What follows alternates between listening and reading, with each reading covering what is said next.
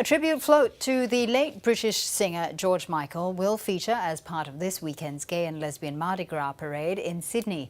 More than 12,000 people decked out in glitter and rainbow colours will dance their way up Oxford Street tomorrow. Reporter Mark Reddy takes a look at some of the preparations.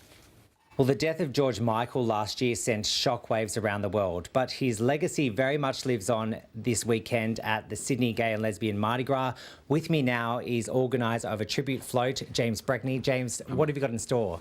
Oh, well, we just want to honour George and dance to his music and celebrate his life, and I think we're going to do that really well. And, you know, it's so sad that he left us so early, and so we're just happy to be a part of it this year. And how many people are in the float? We've got 100 dancers this year, all wearing Choose Life shirts, fluoro shirts, police outfits, and yeah, a lot of people involved. My house has been destroyed for the last couple of months, so my flatmates are looking forward to it all coming to an end this weekend. And you've got someone building a cloud here. Now, George Michael was here in 2010, wasn't he? And he actually watched the parade. Tell us a bit about the story behind that. Yeah, actually, Paul Mack, who's going to be on our float, he was with George when the 2010 float went by, and he sort of teared up and told Paul to tell Mardi Gras that he performed at the party that night, which he did, which was phenomenal. So it's kind of nice that we've got Paul on the float this year to sort of complete the circle to memory him now that he's gone.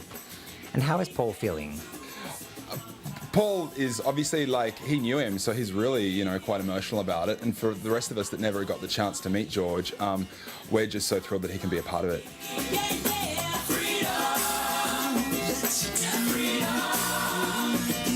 Scott Marsh, amazing artist, is here painting a beautiful mural in honour of George, and it's going to be featured on the float. Okay, well, let's go take a look. Scott's busy in here, and as you can see, we've got the police George Michael replicas here too. Scott, you're very busy, but first, what's with the mask? My background's in illegal graffiti, so I just like to keep my identity under wraps, basically. Fair enough. And what exactly are you doing here? Because I know you've created a few murals, including one of the former Premier Mike Baird, but this one's a very different tone.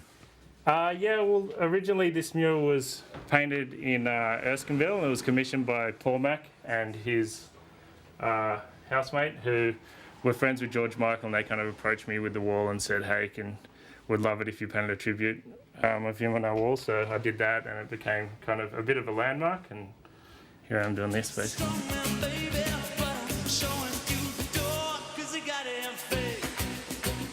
And why have you decided to paint him in you've sort of glorified him, whereas all your other work's a little bit, I guess, controversial, one might say? I guess it's where the shoe fits, you know.